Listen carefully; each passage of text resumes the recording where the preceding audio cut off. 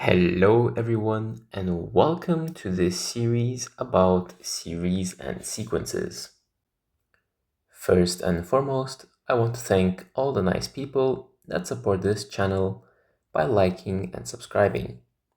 It helps massively for me to make more of these videos and series for you to enjoy. Now, in this series, we will talk about everything related to sequences and series. As for prerequisites, you really just need some basic arithmetic knowledge. You will see that this topic is actually quite easy.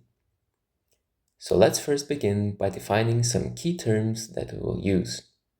First, we need to define sequence. A sequence is just an ordered set of real numbers. The word ordered means that you can give them order, like first, second, third, tenth, and so on. Now, in order for this set of real numbers to be considered a sequence, it should have a pattern, or more broadly, follow a specific rule. Sometimes that rule may be quite obvious, and other times not so much. Next, each number in a sequence is called a term. Sometimes a sequence can also be called a progression. Now, sequences are mainly split into two categories.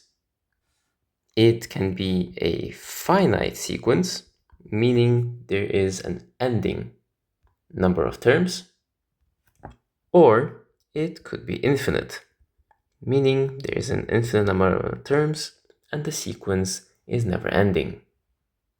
So let's take a look at some basic examples. 1, 2, 3, 4, 5, 6, 7 is technically a sequence. The pattern here is clear. Every time you just add 1. The 3 dots at the end indicate that this is an infinite sequence. Now another example could be 16, 4, 1, and 1/4. The pattern here is dividing by 4, and this is a finite 4-term sequence. If we go more general, any term in a sequence can be denoted with letters with an index.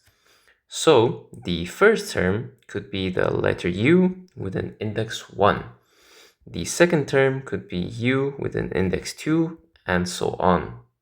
So that means the general term could be identified as U with an index n, or sometimes you can also write it as U with an index r. However, in both of these cases, n and r belong in the positive integer realm, which makes sense because these two letters denote the position of your term, and it can't be negative, nor can it be a whole number. Now, please note that there are 3 universally accepted letters used to denote a term.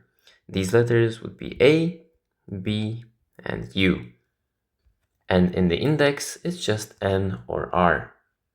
So now that we know all of this professional notation, let's take a look at a few more examples. A sequence UN, which is denoted by these brackets, could be equal to 3n minus 1. This right here would be called a general formula, which can be used to find any term in a sequence. However, if we go in order, the sequence here would be an infinite one, where it's going to be 2, 5, 8, 11. I found this by plugging in n from 1 until 4, and greater numbers can be plugged in to find more terms in this infinite sequence. Another sequence defined by the general formula 1 divided by n squared, in this case n belongs in the positive integer realm, and n is less than or equal to 5. That means our sequence is going to look like this: 1, 1 over 4, 1 over 9, 1 over 16, and finally 1 over 25. And this here would be a finite sequence. Now, let's say I take my first sequence, 2, 5, 8, 11, and so on, and I add all of these terms up together. By adding all the terms, this sequence has now become a series. And it is at this point where we introduce the sigma notation in order to simplify our life. Once again, using this first example up here, let's say I want to write the sum of the first 10 terms.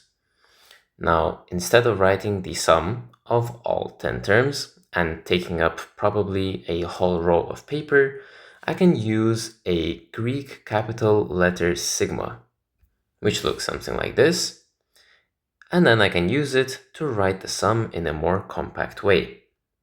So if I want to represent the sum of the first 10 terms of this sequence right here, first, to the right of the sigma, I write the general formula 3n minus 1.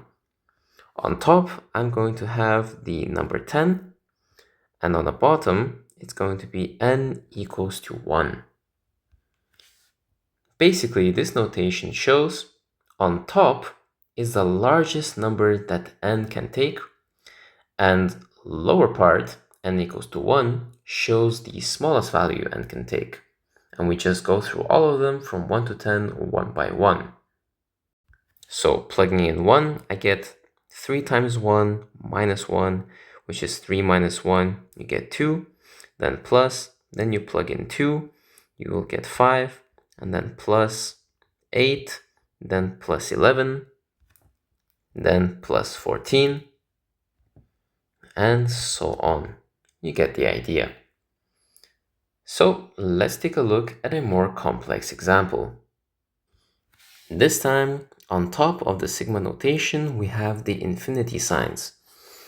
Immediately, that tells us that this, first of all, is going to be a series because it is a sum. Second of all, it is an infinite series, just because there is no limit to how n can be great. So let's say we write out the sum of the first 5 terms in the series. When I plug in 1, I get 1 plus 1 divided by 2 minus 1. Then the next one is going to be 2 plus 1 divided by 2 times 2 and minus 1. And we continue this process until 5. And after calculating every single one of them, what we get is 2 plus 1 plus 4 over 5 plus 5 over 7 and plus 6 over 9. And this continues till infinity. So I think that is enough for the introduction. In the next video, I will introduce arithmetic sequences. So I hope to see you there and have a nice day. Bye.